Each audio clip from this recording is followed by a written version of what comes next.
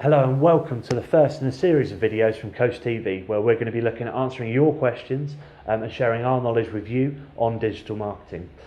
So let's kick off with our first question here, which is how can we help you improve your click-through rate from the links you're sharing through Twitter?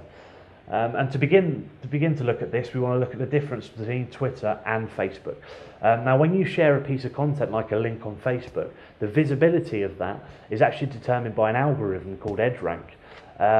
And if you're not actually familiar with EdgeRank, we've actually got a guide on the website which we'll link to in the description below, so check that out. Whereas in comparison on Twitter, it's completely public. There's no filters or algorithms there which determine who sees that. All of your followers will see that tweet come up in their timeline when you tweet it. So the real big factors that dictate the click-through rate on that tweet then are in fact the time you're sending it, whether that be not just the time of the day, but in fact perhaps the day of the week as well will affect that. The second element is going to be the actual content you're sharing. So what sort of calls to action are you using in your tweets? What are you using in there that's going to entice people to click and share your content and your links? And the answer to improving that is to in fact test. Test it, again and again. In fact, you should never stop testing.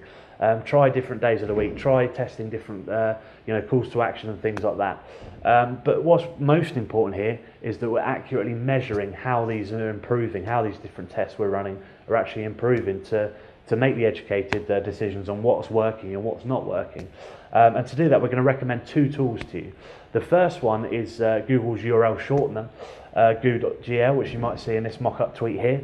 And there's plenty of URL shorteners out there. However, this one is beneficial because it ties in with your existing Google account, which you're probably already using for Google Analytics.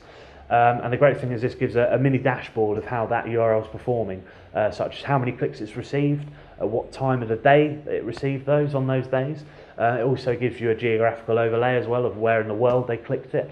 So it might help if you're trying to get clicks from a particular nationality and that kind of thing, if it's targeted content. The second tool we're going to recommend as well is Google's URL Builder.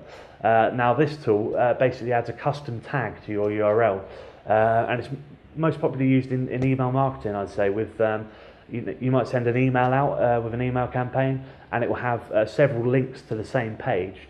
But what we can do with the URL Builder, Google's URL Builder, is custom tag each of those URLs individually. So not only can we tell that people click through from that email, but we can also see which link in that email those users clicked on, which was the most popular link in there, and we can use that information for future email campaigns. And the same applies to social media and Twitter as well.